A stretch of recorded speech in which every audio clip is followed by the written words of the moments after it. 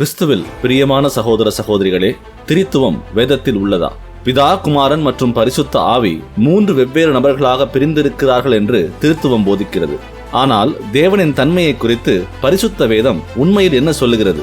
ஏசாயா 43:10-11. நானே அவர் என்று நீங்கள் உணர்ந்து என்னை அறிந்து விசுவாசிக்கும்படிக்கு நீங்களும் நான் தெரிந்து கொண்ட என் தாசனும் எனக்கு சாட்சியாய் இருக்கிறீர்கள் என்று கர்த்தர் சொல்லுகிறார். எனக்கு முன் ஏற்பட்ட தேவன் இல்லை, எனக்கு பின் இருப்பதும் இல்லை.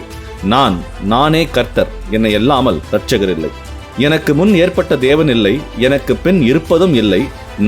நானே கர்த்தர், என்னை தவிர இரட்சகர் இல்லை என்று கர்த்தரே கூறியிருக்க, தேவன் 3 தனித்தனி நபர்களாக பிரிந்திருப்பதற்கு இந்த வசனத்தில் இடமில்லை. மல்கியா 2:10. நம் எல்லாருக்கும் ஒரே பிதா இல்லையோ? ஒரே தேவன் நம்மை சிருஷ்டித்ததில்லையோ? நாம் நம்முடைய பிதாக்களின் உடன்படிக்கையை பரிசுத்த குலைச்சலாக்கி அவனவன் தன் சகோதரனுக்கு துரோகம் பண்ணுவானேன்? நம் அனைவருக்கும் ஒரே பிதா இல்லையோ? ஒரே தேவன் நம்மை உருவாக்கவில்லையோ? ஒரே பிதா, ஒரே தேவன், இங்கு 3 நபர்களுக்கு இடமில்லை. நம்மை சிருஷ்டித்தவரும் இரட்சகருமாயிருக்கிற தேவன் ஒருவரே.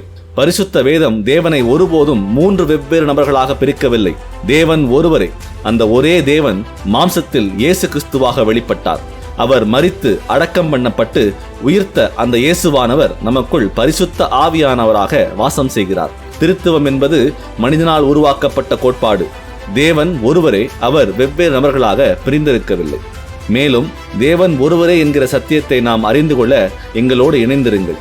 இந்த செய்தி உங்களை ஆசீர்வதித்திருந்தால் இதை பகிரவும். கர்த்தர் ஒருவரே என்கிற உண்மையை உலகிற்கு எடுத்துச் செல்வோம். ஆமென்.